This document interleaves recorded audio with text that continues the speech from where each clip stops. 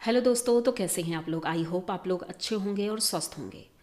दोस्तों, आजकल जो भी ये सोच रहा है कि सब कुछ ठीक हो गया है, तो कुछ भी ठीक नहीं हुआ है। जैसे कि कल रात के बाद हम लोगों ने सोचा कि सब कुछ ठीक हो गया है, अब नॉर्मल हो गया है, और सुबह तक कोई वीडियो नहीं आया तो लगा कि अब नॉर्मल है। दोपहर में जाकर देखा 12-1 बजे, तो भी कोई वीडियो नहीं था। फिर उसके बाद हमारे जगत भैया का वीडियो आता है, और वो वीडियो एक ऐसे इंसान के लिए था जिसका कोई मतलब ही नहीं है इन सब चीज़ों से।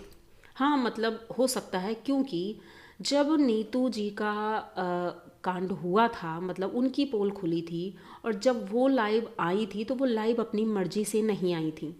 वो आई थी मीसू जी के कहने पर, और उन्होंने ही मोटिवेट किया था कि अपनी बात लोगों तक रखो।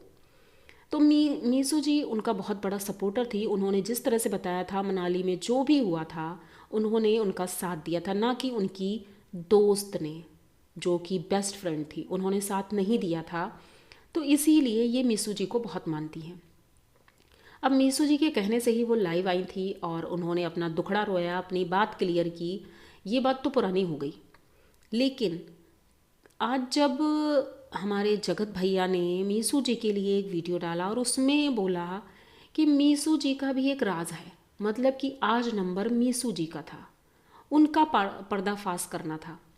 उन्होंने कहा कि वो मेरी पत्नी को बहुत ज़्यादा उनके कान भरती थी, उनको ऐसा भड़काती थी कि तुम्हारा पति ऐसा है वैसा है, उसे संभाल कर रखो।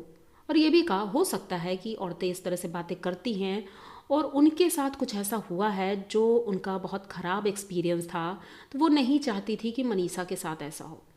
और जगत भैया बोलते हैं कि उस टाइम तक मेरा और जगत दीदी का कोई रिश्ता नहीं था। पर जगत भैया, आप इस जगह बहुत झूठ बोल रहे हैं, क्योंकि मनाली वाला वीडियो हमने भी देखा है। आपने कहा मनाली से ये बातें शुरू हुई थी, मनाली में उन्होंने ये बात कही थी। तो मनाली वाले वीडियो को देख करके ही हम भी ये अंदाज़ा लगा रहे हैं कि वहाँ पर जो भी हुआ था, जो देखा था, मनीषा रोई भी थी, तो वो सिर्फ जगत दीदी की वजह से और आपकी वजह से। तो शक तो हम लोगों को भी था, लेकिन अब भाई रिश्ता ही ऐसा था तो शक करने वाली ऐसी कोई बात नहीं थी। लेकिन कुछ बातें तो चुभती थी, लेकिन अब कोई कुछ कह नहीं सकता था, क्योंकि उनका तो रोना धोना शुरू हो जाता है, तो कोई बोले ही क्यों।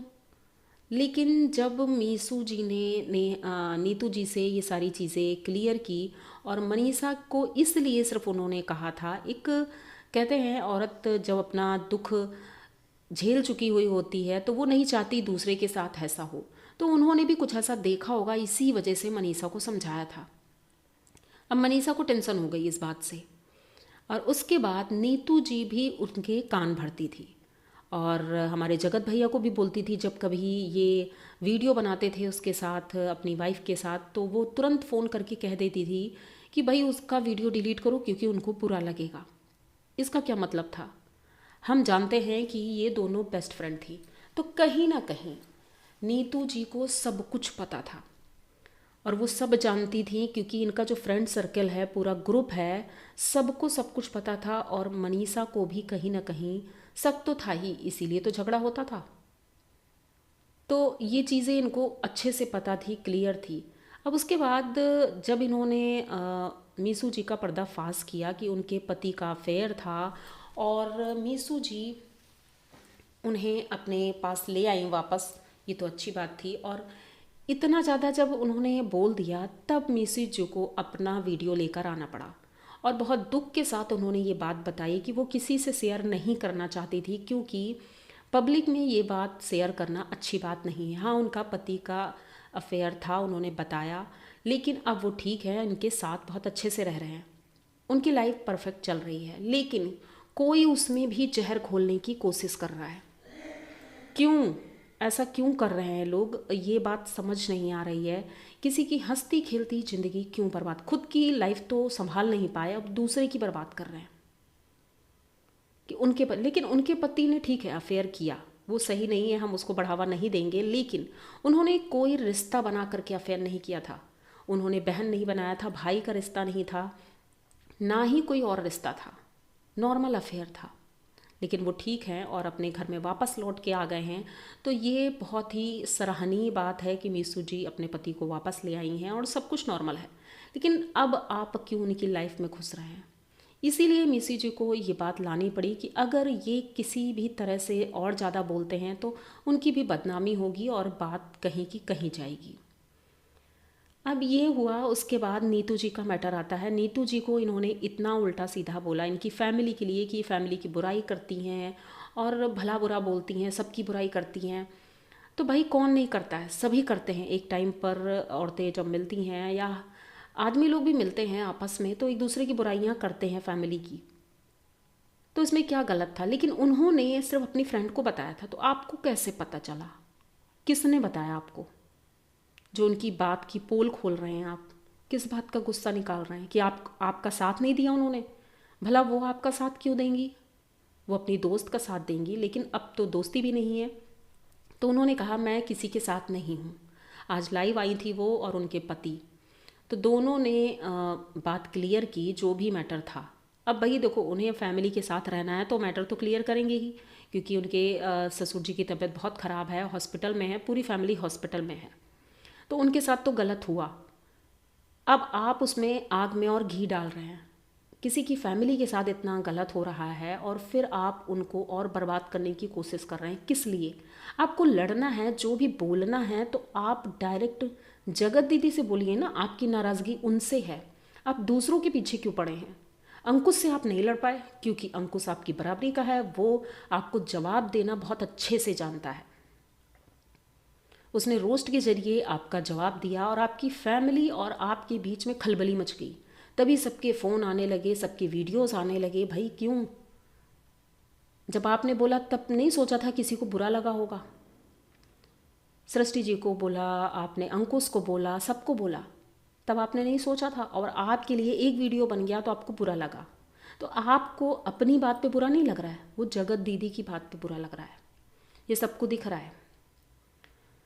और हाँ, एक बात और बता दें कि ये जो शादी वाला चल रहा है कि दोनों की शादी हो गई, तो भाई शादी वादी नहीं हो सकती है इनकी, क्योंकि अभी तक तलाक नहीं हुआ है और मनीषा इतनी जल्दी तलाक नहीं देगी। और हमारा तो यही सजेशन है कि भाई मनीषा इसको छोड़ना तो बिल्कुल नहीं है, क्योंकि ये आदमी अगर छूट गया तो कुछ भी कर सकता है किसी के भी साथ। अब इनके घर वालों ने तो इन्हें छोड़ ही दिया है, तो ये अकेले घूम रहे हैं इस तरह से, किसी के लिए कुछ भी बोल रहे हैं, बक रहे हैं। तो भैया इनको डॉक्टर को दिखाओ ताकि इनका दिमागी संतुलन ठीक हो और किसी के घर ना घुसें। तो भाई नीतू जी की तो पूरी पूरी गलती है, हम तो यही बोलेंगे, क्योंकि जब दो बेस्ट फ्रेंड होते हैं साथ में तो उनको सब कुछ पता होता है, वो राजदार होते हैं। और नीतू जी को सब कुछ पता था, कहीं ना कहीं वो भी शामिल थी इन सब चीज़ों में। और उनके ऊपर भी, जब कहते हैं ना दोस्त का असर दोस्त पे होता है, तो जो गालियाँ देना या जो भी बातें हैं ये एक दूसरे के संपर्क में आने से ही हुआ है। और उनके अंदर भी वो असर है जो उनके अंदर है। दोनों दोस्त एक जैसी ही हैं, भले ही फैमिली उनकी अलग अलग है और अब साथ नहीं है, लेकिन पता तो उनको सब कुछ है और उन्हीं का किया धरा है।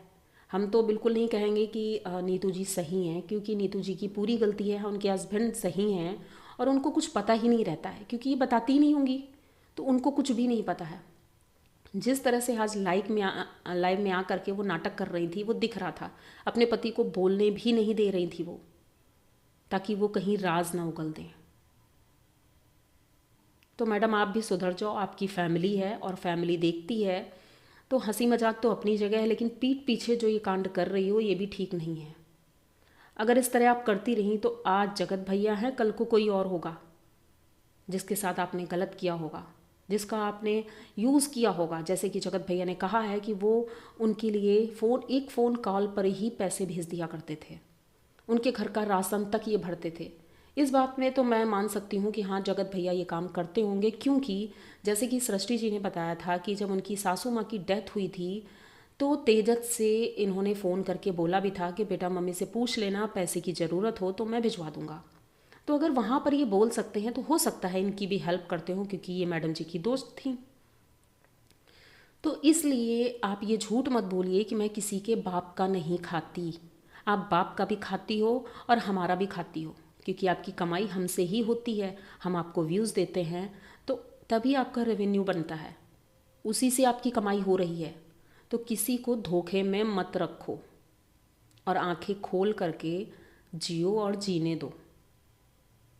सचिन भैया आज की लाइव में उनकी पोल खोल रहे हैं, उनकी बातें बता रहे हैं। आपको अच्छा लग रहा होगा, आपकी फैमिली को जब पता चलेगा कैसा लगेगा। तो क्यों झूठ बोलना किसी से, सच ही बोलो ना, या तो फिर अपनी कोई बात किसी से शेयर ही मत करो। अपनी दोस्त को समझाना था उस वक्त, अगर अपनी दोस्त को समझाया होता आपने तो ये सब होता ही नहीं। पर आपको भी बड़ा मज़ा आ रहा होगा ये सब करने में, तो अब भुगतो। ठीक है, तो आज का वीडियो यहीं तक है और इसके बाद नेक्स्ट वीडियो आएगा जो कि नए नए कंटेंट मैं लेकर आती रहती हूँ, नए नए टॉपिक लेकर आती हूँ। आई होप आप लोगों को पसंद भी आते होंगे। तो प्लीज़ जल्दी से चैनल को सब्सक्राइब करिए, लाइक कमेंट करिए और शेयर करिए।